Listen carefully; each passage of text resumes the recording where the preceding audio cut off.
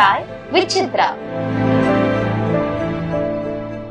இன்றைய சாய் வித் சித்ரா நிகழ்ச்சியிலே பங்கு பெறுகின்ற விருந்தினர் பின்னணி பாடகரும் நடிகருமான தீபன் சக்கரவர்த்தி.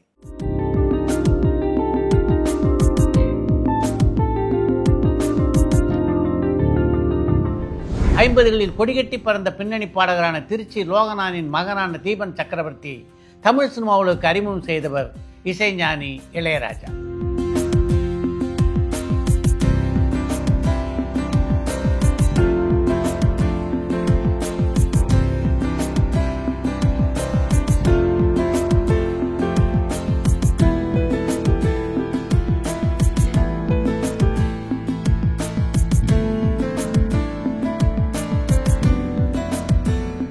பூங்கதவே தாழ்த்திரவாய் என்ற இளையராஜாவுடைய பாடல் மூலம் தமிழ் சினிமா உலகிலே அறிமுகமான தீபன் சக்கரவர்த்தி ஒரு நடிகரும் கூட.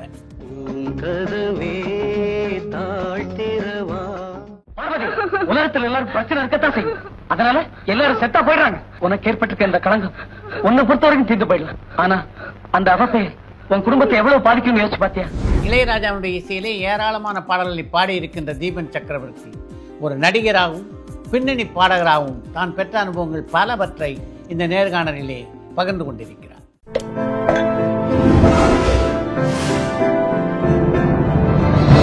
சாய் வித் சித்ரா.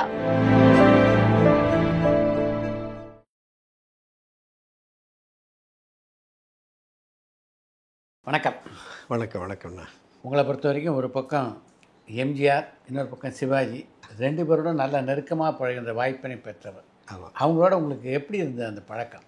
சிறு வயதிலிருந்தே மாமா ரெண்டு சிவாஜி மாமா வீட்டுக்கும் சரி, ஐயா அவங்க புரட்சி தலைவர் வீட்டுக்கும் குழந்தையாக இருந்து அங்கே போய் விளையாடுற அளவுக்கு எங்களுக்கு இருந்தது காரணம் எங்களுடைய அப்பாவும் பாட்டியும் தான். அருமை. ஏன்னா சிறு வயதில் திருச்சியில் அப்பாவும் சிவாஜி மாமாவும் ஒன்றா நிறையா சுற்றி இருக்கிறாங்க. அந்த காலத்தில் அது எங்கிட்ட மாமாவை சொல்லியிருக்காரு. மாமா சொன்னாலும் அப்பாவும் சொல்லியிருக்காங்க. ஏன்னா அப்பா திருச்சி தான் பேசா, அவர் ரொம்ப நாள் திருச்சியில் தான் இருந்தார். ஆமாம், சிறு வயதில் அங்கே. அதே மாதிரி ஐயா புரட்சி தலைவர் கூட ரொம்ப பழக்கம் வந்து எங்கள் பாட்டி சிடி ராஜகாந்தம் அவர்கள். அவங்க வந்து அதாவது இவருடைய புரட்சி தலைவருடைய சின்ன வயதுலேருந்து இவங்க வந்து அப்போ வந்து ரொம்ப எல்லா மாடர்ன் தேட்டர்ஸ்லேருந்து எல்லாத்துலேயும் ரொம்ப டாப் ஸ்டாராக இருந்திருக்காங்க. அப்போது பாகவதர் படங்கள், பியு சின்னப்பா அவருடைய படங்கள்லாம் நடித்துட்டு இருந்த ஒரு காலம் அது. அப்போது இருந்து அவருடைய பழக்கம் இருக்கிறதுனால ஒரே குடும்பமாக வந்து இருந்திருக்கோம். இங்கே மாமா வீட்டுக்கு போனாலும் சாப்பிடாம அத்தை விட மாட்டாங்க, கமலா அத்தை. அங்கே வந்து எப்போ போய் காலையிலேருந்து சாயங்காலம் வரைக்கும் இருந்து எனக்கு அவர் கையாலேயே சாப்பாடு ஊட்டி விட்ட ஒரு பாக்கியம்லாம் நான் பெற்றேன். எம்ஜிஆர் புரட்சி தலைவர் அங்கே எல்லோரும் அவங்க பெரியவர் சாரங்கபாணி அவங்களுடைய பிள்ளைகள்லாம் இருப்பாங்க. அதில் ராஜு அண்ணா அப்புறம் பாலு அண்ணா ரெண்டு பேரும். பாலு கிட்டத்தட்ட என் வயது தான். அவங்க எல்லாம் ஒரு கேங்காக அங்கே இருப்போம். அங்கே போனால் ஒரே இது என்னென்னா எல்லாம் முடிஞ்சுட்டு படுத்து தூங்கும்போது தலானி கொடுக்க மாட்டாங்க. சின்ன வயசு ஒரு 16-18 வயசுக்கு மேலே தான் தலைக்கு தலானியும் வச்சுக்கணும். எம்ஜிஆர் அவர்கள் வீட்டில் குழந்தைங்களுக்கு கிடையாது. ஸ்ட்ரிக்ட்டுன்னா அவருக்கு எல்லா இந்த சலுகைகளும் உண்டு. அதே நேரத்தில் சின்ன தப்புன்னாலும் ரொம்ப அவர் கொடுக்குறது ரொம்ப பெரிய இதாக இருக்கும். அந்த மாதிரி நம்ம பார்த்து அங்கேயே வளர்ந்துருக்கோம். அதுதான் ஒரு எனக்கு உண்மையாகவே இவங்களுக்கெல்லாம் எனக்கு பேரனாகவும் ஐயா அப்பாவுக்கு பிள்ளையாக பிறந்தது பெரிய பாக்கியம் எனக்கு. உங்களுக்கு ஃபிட்னஸ் சர்வீஸ் எல்லாம் கூட கொடுத்துருக்காருல்ல எம்ஜிஆர்? ஆமாம், கரெக்டாக. அன்புக்குரிய அண்ணன் கங்கை அமரன் அவர்களுடைய இசை நிகழ்ச்சி தான் நீங்கள் கரெக்டாக சொன்னீங்க. யூனிவர்சிட்டி ஆடிட்டோரியத்தில் நிகழ்ச்சி நடந்துகிட்டு இருந்தது. ஏடிஎம்இ உண்டான நிகழ்ச்சி அது. அதில் பாலுண்ணா பாடுறாங்க, அண்ணன் டிகே சாருடைய சன் கலைவாணன் அண்ணன் சுரேந்தர் அவர்கள், நான் 4 பேர் பாடுறோம் மேல் வாய்ஸில். பாடிட்டு இருக்கும்போது அவர் திடீர்னு நடுவில் வந்துட்டார். வந்த உடனே பொதுவாக எல்லா நிகழ்ச்சியும் அவர் வந்த உடனே நிறுத்திடுவாங்க போல இருக்கு. ஆனால் இப்போ வந்து நீ கை காமிச்சிட்டார், பாடுங்க அப்படின்னு சொல்லிவிட்டு எல்லோரும் பாடினோம். பாடிட்டு இருந்தோடனே அவருக்கு பிடித்த பாடல்கள் அப்பாவோட பாட்டெல்லாம் கூட நான் பாடிட்டு வந்தோடனே அவருக்கு மேடைக்கு வந்தார். மேடைக்கு வந்து மற்ற விஷயங்கள்லாம் பேசிகிட்டு இருக்கும்போது இசை நிகழ்ச்சியை பற்றி பேச்சு வரும்போது ஒவ்வொரு பாட்டும் ரொம்ப மணிமணியாக இருந்தது. ரொம்ப வித்தியாசமான பாடல்கள். நான் அப்போ கேட்ட சில பாடல்கள்லாம் இப்போ கேட்குறது ரொம்ப மகிழ்ச்சியாக இருந்தது. அதே மாதிரி பாடகர்கள் வந்து சாரீரம் மட்டும் நல்லா இருந்தால், அதாவது குரல் மட்டும் நல்லா இருந்தால் போதும்னு நினைக்கக்கூடாது, சரீரமும் நல்லா இருக்கணும். கரெக்ட். அப்போ தான் அதுக்குண்டான பலமும் நமக்கு கிடைக்கும் பாடுறதுக்கும். அருமை. அது அந்த காலத்தில் வந்து சாரீரம் நல்லா இருந்து பாடத் தெரிந்தவர்கள் தான் நடித்துட்டு இருந்தாங்க. ஆமாம், அது சொன்னார். அப்போ சொல்லிவிட்டு இன்றைக்கி நான் வந்து பார்த்ததில் சாரீரமும் நல்லா இருந்து சரீரமும் நல்லா வச்சுட்டுருக்கிறது தீபன் சக்கரவர்த்தி தான் அப்படின்னு சொன்னால் அது மேடையில் சொன்னோன்னே எல்லாரும் ஒரு மிகப்பெரிய பாராட்டு, பெரிய பாராட்டு. அடுத்தது இன்னொன்று சொல்லிட்டார், நான் ஒரு படம் டைரக்ட் பண்ணலான்னு இருக்கேன், அப்படி பண்ணால் தீபன் தான் ஹீரோ அப்படின்ட்டு. அப்பா சூப்பர். அடுத்த நாள் காலையில் ஜேபிஆர் அவங்க எல்லோரும் ஃபோன் பண்ணுறாங்க, பண்ணி நீங்கள் படத்தில் நடிக்கணும், அதான் உங்கள் படத்தில் பாட்டு இருந்தால் கொடுங்க. இதை தான் எல்லாத்தையும் சொல்லுவேன் நான், எனக்கு பாட்டுறது தான் ரொம்ப பிடிக்கும்.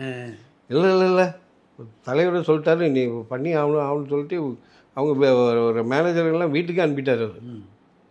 இது ஒரு பக்கம் இருக்குது. இந்த பக்கம் புரட்சி தலைவருடையது. அதே மாதிரி மாமா அவங்க நடிகர் சங்க தலைவராக இருந்தாங்க அப்போ, சிவாஜி மாமா அவங்க. அப்போ வந்து தமிழ்நாடு ஃபுல்லாக சங்கத்துக்காக நிதி திரட்டுறதுக்கு நிகழ்ச்சி ஏற்பாடு பண்ணி ஆமாம் பண்ணாங்க. அப்போது நானும் நடிகர் சங்கத்தில் மெம்பராக இருக்கேன். எல்லோரும் மீட்டிங் போகும்போது எல்லோரும் போகும்போது அப்போ அவங்க நினச்சிருந்தா எவ்வளோ இசை மேதைகளாக இருக்கிறாங்க, அவங்களுடைய மியூசிக் குரூப் வச்சுருக்கலாம். கரெக்ட். என்ன அதுக்கு என்ன காரணம் தெரியாது. தீபனுடைய மியூசிக் குரூப் வச்சிடலாம் அப்படின்ட்டாங்க. ஓ, திடீர்னு பெரிய வாய்ப்பு. ஆமாம், ரொம்ப சந்தோஷமாக இருந்துச்சு. எல்லாம் எல்லோரும் பஸ்ஸில் தான் போனாங்க. நம்மளும் இசைக்குழு மட்டும் பேண்டு மட்டும் தனியாக ஒரு வேனில் ரெடி பண்ணி வச்சு போனோம். கிட்டத்தட்ட 10 நிகழ்ச்சி ஒவ்வொரு ஊர்லேயும், ஒவ்வொரு ஊரை போயிட்டு வந்துட்டுருக்கோம். திருச்சி முடிச்சுட்டு கோயம்புத்தூர் நிகழ்ச்சி. அங்கே தென் காலையில் மேஜர் சுந்தரராஜன் அவர்கள் வந்தாங்க. ஒன்று வந்து ஜிஎன் ரங்கராஜன் வந்து அவரோட படத்தில் ஒன்று கதாநாயகனாக போடணும்னு நினைக்கிறாரு. அதுக்கு இன்னொரு காரணம் இருந்தது, நான் அதிகம் டீ காஃபி குடிக்க மாட்டேன். இது கிட்டத்தட்ட ஒரு 45 வயசுக்கு மேலே தான் காஃபி டீலாம் உங்களை குடிக்க ஆரம்பித்தேன். அது வரைக்கும் பால் தான் குடிப்பேன், ஒயிட் அண்ட் ஒயிட் தான் அதிகமாக டெஸ்ட் பண்ணுவேன். இதெல்லாம் பார்த்துக்கிட்டே இருந்திருக்காரு அவருக்கு. அது எனக்கு தெரியாது, அவர் நோட் பண்ணது. சொல்லிட்டு சொன்னோன்னே நான் உடனே சொன்னேன், அவர்கிட்ட இதே தான் சொன்னேன். அவருடைய பாட்டில் எனக்கு அவர் படத்தில் எனக்கு ஒரு பாட்டு கொடுக்க சொல்லுங்கள். எதுக்கு நான் நடிச்சுக்கிட்டு எவ்வளோ பேர் இருக்காங்க நடிக்கிறதுக்கு. இல்லை இல்லை இல்லை அது மாதிரி சொல்கிறாருப்பா அப்படின்ட்டு போயிட்டார். ஈவினிங் நிகழ்ச்சி முடிஞ்சு அடுத்த நாள் புறப்படுற அன்றைக்கி காலையில் மேஜர் என்ன நமக்கு ஃபோனில் கூப்பிட்டு உங்கள் மாமா கூப்பிட்றாரு ஒன்று என்னன்னு கேளு வந்து அப்படின்னாரு. சிவாஜி மாமா. ஐயோ இல்லைடா, அவர் முன்னாடி நான் நிற்கிறதுக்கே ரொம்ப யோசனை பண்ணுவேன். கூப்பிட்டாரு, உடனே போயிட்டான். ரூம் போயிடோன்னே என்னடா அப்படின்னாரு. நீ நல்லா பாடுற, எல்லாருக்கும் தெரியும் உலகத்துக்கு, என்ன உங்கள் அப்பா உடைய இது உங்ககிட்டயும் இருக்குது, நல்லா இருக்குது, எல்லாம் ஓகே. ஆனால் ஏன் நடிக்க வேணான்ற, நடிச்சுன்னா டபுள் உனக்கு வந்து அதுலேயும் ஒரு பாப்புலாரிட்டி கிடைக்கும். கரெக்ட் என்ன, அதனால் அந்த படத்தில் போய் நடி அப்படின்ட்டு. சரி, எல்லாத்துக்குமே சரிங்க தான், என்ன சொல்ல முடியும். ஆமாம், அவர் வாயில் எனக்கு சொல்லி ஒரு ஆசீர்வாதம் கிடைச்சது. அடுத்த நாளே இமிடியேட்டாக அக்ரிமெண்ட்லாம் போட்டு ஷூட்டிங் ஸ்டார்ட் பண்ணிட்டாங்க. சேலத்தில் மாடர்ன் தேட்டர்ஸில் செட்டு போட்டு அது ஷூட் பண்ணாங்க. அவுட்டோர் ஷூட்டும் இருந்தது. அந்த படம் தான் முதல்ல ஸ்டார்ட் பண்ணுது, ராணி தேனி. ஆமாம், அது பொண்ணு தானே. ஆமாம், ஷூட்டிங்கில் வந்து ஒரு முக்கியமான சீன், அந்த ஹீரோயின், அந்த கதை உங்களுக்கு பார்த்துருப்பீங்கன்னு நினைக்கிறேன். அந்த படம் ஹீரோயினுக்கும் சிவச்சந்திரனுக்கும் ஒரு கான்ட்ராக்ட் வந்து, அதனால் அவர் ரொம்ப கோச்சிக்கிட்டு தற்கொலை பண்ணுற அளவுக்கு வந்து ட்ரெயினில் போய் தற்கொலை பண்ணுற மாதிரி ஓடுற மாதிரி ஒரு சீன். அது ஜிஎன் சார் எல்லாம் ஏற்பாடெலாம் பண்ணியாச்சு. அங்கே போனோன்னு சொன்னோன்னா அந்த ரயில்வே ட்ராக் எப்படி இருக்குன்னா, 2 பக்கம் அப்படி மண் சரிவாக இருக்கும் இல்லையா, கல்லெல்லாம் போட்டு, அந்த மாதிரி ஒரு ட்ராக்கு கிட்டத்தட்ட 1.5 கிலோமீட்டருக்கு. அதில் இந்த பக்கம் ஒரு கல் வச்சுட்டாங்க, இங்கே ஒரு கல் வச்சுருக்காங்கன்னு வச்சுக்கோமே. ஒரு கிட்டத்தட்ட ஒரு 1/2 கிலோமீட்டர் தள்ளி இந்த பக்கம் ஒரு கல். கேமரா அந்த சைடு, இந்த சைடு பின்னாடி ஒன்று வச்சாச்சு. நம்ம இங்கேருந்து அந்த பொண்ணு ஓடுது, அது ஓடி கொஞ்ச நேரம் கழிச்சு ஓகே அப்படின்னாலும் நான் ஓடணும் பின்னாடி போய் இந்த கல்லுக்கு முன்னாடி அந்த பொண்ணை தூக்கிக்கிட்டு நான் கீழே அந்த சைடில் வந்துடணும். கரெக்ட். அதுதான் சீனு. ட்ரெயின் அப்புறம் வர்ற மாதிரி எடுப்பாங்க. இவர் என்ன சொல்லிட்டார், இல்லை ட்ரெயின் வரும்போது நீங்கள் ஒன்றா தான் நல்லாயிருக்கும் பின்னாடி இருக்க கேமராவில் எடுக்கும்போது அப்படின்னு சொல்லிட்டாரு. அது இப்போ பார்த்தாலும் உங்களுக்கு தெரியும் அந்த இடம். ஆனால் அன்னைக்குன்னு தான் பார்த்து ஷூட்டிங் பார்க்குறதுக்கு எங்கள் பாட்டி ராஜகாந்தம்மா வந்திருக்காங்க. அதே மாதிரி மாமா ஏவிஎன் மாமாவும் வந்திருக்காரு. அங்கே அந்த பின்னாடி இது மாதிரி போட்டு அவங்களுக்கு ஒரு கொடையெல்லாம் போட்டு அங்கே உட்கார வச்சுருக்காங்க. இந்த பொண்ணு ஓகே டேக் அப்படின்னா இங்கே பொண்ணு வந்து ஓட ஆரம்பிச்சிச்சு. ஓடிட்டு இப்படி போயிட்டே இருக்குது. அங்கே ட்ரெயின் எப்பவும் வர்றதை விட ரொம்ப வேகமாக வருதுன்னு. அப்புறம் சிவச்சந்திரன் என்னுடைய அத்தான் அருணாச்சலம் இருக்கா, அவங்க 2 பேரும் ரொம்ப ஃப்ரெண்டு. அவங்க கீழே நிற்கிறாங்க அந்த சைடில், என்ன எப்படின்னு பார்க்கலாம் அந்த கேமராவில் வராமல். இங்கேருந்து இந்த கல் இங்கே இருக்கா, இங்கே ஓடும்போது இந்த கல்லை தாண்டி ட்ரெயின் வந்துடுச்சு. ஐயோ. அந்த பொண்ணு வந்து இந்த கல்லை பார்த்துக்கிட்டே ஓடுது. அங்கே போய் தான் குதிக்கணும். எனக்கு பார்த்தா இப்போ ஒன்றுமே புரியல, என்னடா அது அவ்வளோ க்ளோஸ் ட்ரெயின்லாம் என்ன விஷயம். கரெக்டு. நான் எப்படி ஓடலன்னு எனக்கு தெரியாது. அப்படி ஓடி போய் அந்த பொண்ணை பிடிச்சிக்கிட்டு இறங்கலாம் முடியல. அங்கேருந்து குதிச்சிட்டேன் கீழே. குதிச்சு என் கால் மேலே அந்த பொண்ணு விழுந்து சரி 2 நாளைக்கு எனக்கு ஹீரோவாயிட்டீங்க. அங்கே அது போன சீன் பண்ணோன்னு எல்லாத்தையும் பிடிச்சி சத்தம் போட்டாங்க. அந்த மேனேஜர் நல்லா போட்டு ஜின்னு சத்தம் போட்டார். எங்கள் பாட்டி சொல்லவே வேணாம். எங்கள் பாட்டின்னா பொதுவாக நிறையா இடத்துல அவங்கள பார்த்தாலே நிறையா பேருக்கு பயப்படுவாங்க. அந்த மாதிரி ஒரு இதுதான். அவர் எம்ஜிஆர் அவருடைய நாடகத்தாங்க இதில் வந்து பெண்களுக்கு இவங்க தான் எல்லாமே பார்த்துக்கிறது. ஆமாம். அந்த மாதிரி ஒரு இது. ஏவிஎன் மாமா வந்தவுடனே எனக்கு தூக்கி கட்டி பிடிச்சிக்கிட்டார். அப்பா என் பொண்ணை காப்பாற்றிட்டாளா, இந்த மாதிரி ஒரு சீனு. அவங்க எல்லாரும் ரொம்ப பயந்து போய் அது வந்து 2 நாள் நம்ம இதில் இருந்து அப்புறம் தான் என்னோடய ஷூட்டிங் ஆரம்பிச்சது. அப்படி ஒரு மறக்க முடியாத நிகழ்வு ராணி தேனியில். அந்த ஷாட் ரொம்ப நல்லா வந்திருக்கு. நீங்கள் இப்போ பார்த்தாலே தெரியும் அது.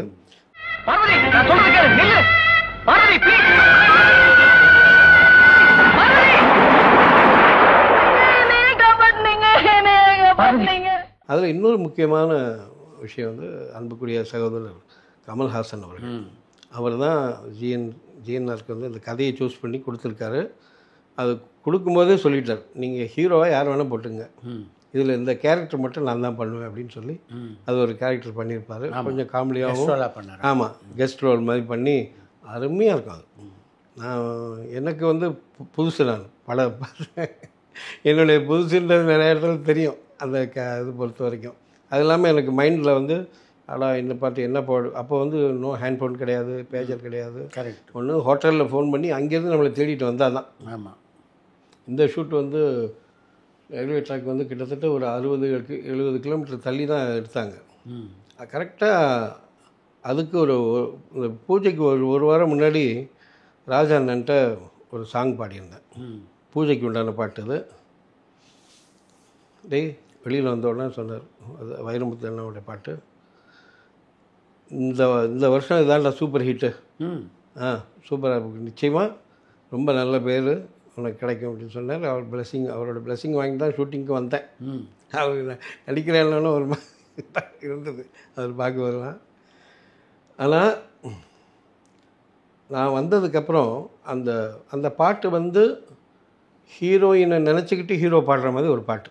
நான் வந்ததுக்கப்புறம் டைரக்டர் ஸ்ரீதர் சுச்சுவேஷன் மாற்றிட்டாங்க. மாற்றிட்டு நினைவெல்லாம் நித்யாவா அதே தான் 2 பேரும் சேர்ந்து ஆடிட்டு பாடுற மாதிரி பாட்டு. நான் பாடினது வந்து அவளை என்று நினைத்தாலும் இதயம் முழுதும் மழைக்காலம், அவளை நினச்சிக்கிட்டு பாடணும். பனி விழும் மலர்வனம், அவள் பார்வை ஒரு வரம்னு இருந்தது நான் பாடினது. அதுக்கப்புறம் மாற்றி பனி விழும் மலர்வனம் உன் பார்வை என்ன 2-3 தடவை ட்ரை பண்ணியிருக்காங்க. நான் கிடைக்கல கான்டாக்ட் பண்ண முடியல. அப்புறம் பாலண்ணா பாடிட்டாங்க, ரொம்ப அற்புதமாக பாடியிருக்காங்க. இதில் என்ன ஒரு முக்கியமான விஷயம்னா, ராணி தேனிக்கு இசை அண்ணன் இளையராஜா. படம் முடிஞ்சிச்சு, ரீ ரெக்கார்டிங்.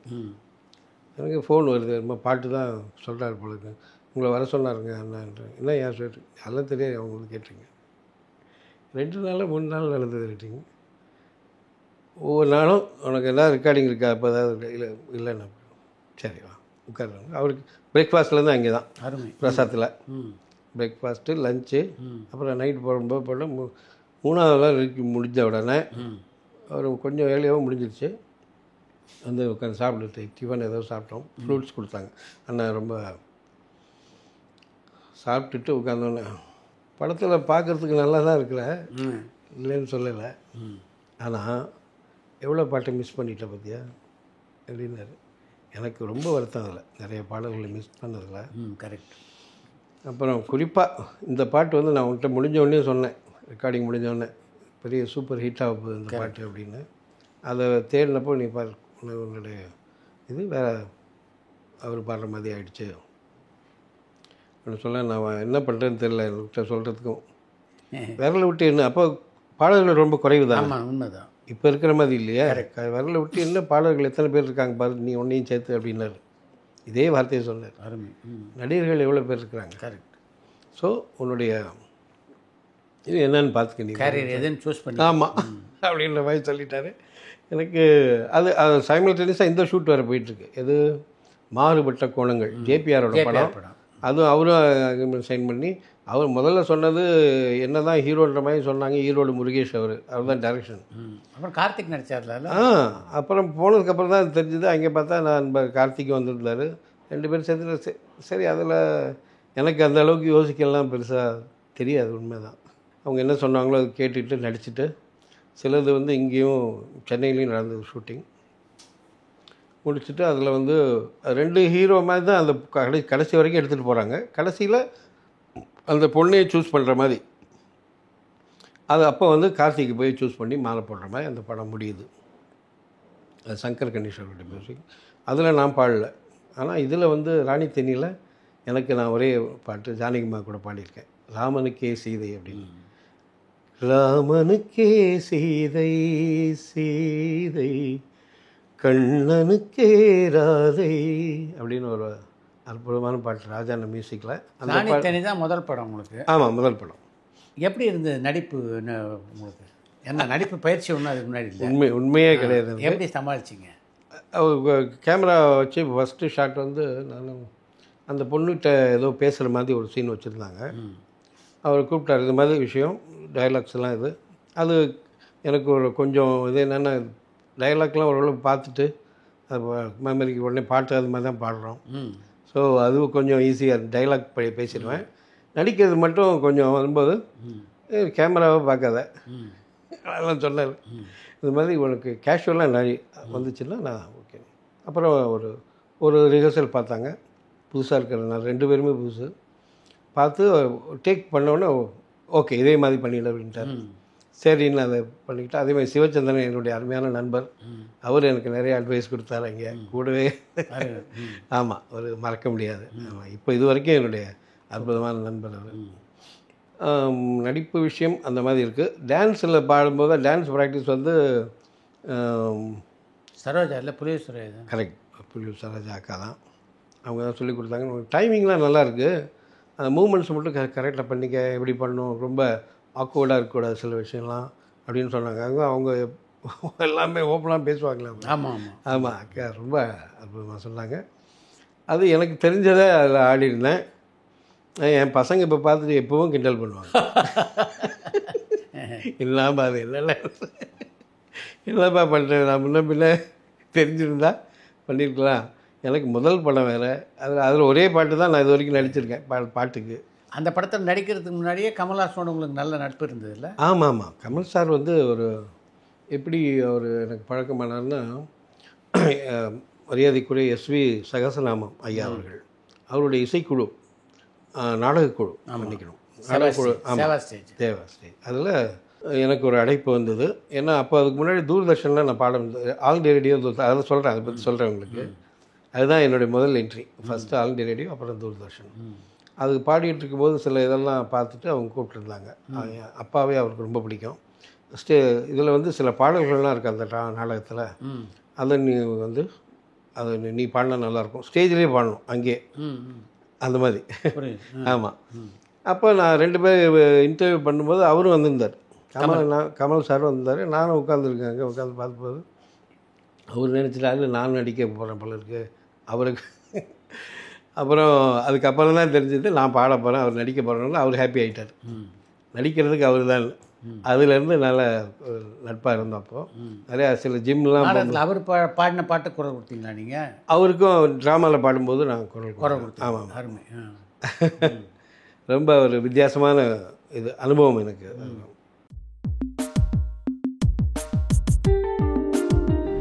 மாறுபட்ட கோணங்களில் கார்த்திக்கோட நடித்தது எப்படி இருந்தது? அவர் ஒரு துடிப்பாக அவர் நடிக்கிறவர். ரொம்ப அவருக்கு என்ன சாதாரண ஒரு இந்த விஷயத்தை கூட எல்லாரும் பார்க்குற மாதிரி ரசிக்கக்கூடிய தன்மையில் எடுத்துகிட்டு போயிடுவார்.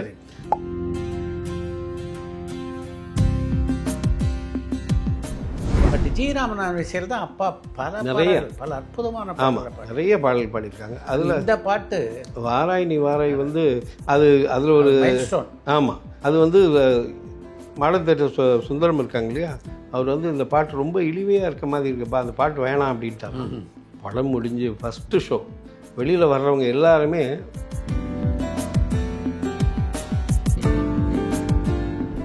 எம்ஜிஆர் சிவாஜி 2 பேரும் கொடி கட்டி பறந்த காலகட்டத்தில் அப்பா வந்து மிகவும் பிரபலமான ஒரு பாடகராக இருந்தார். ஆமாம். எம்ஜிஆர் சிவாஜி பற்றிய நினைவுகள் எல்லாம் உங்ககிட்ட பேசியிருக்காரா?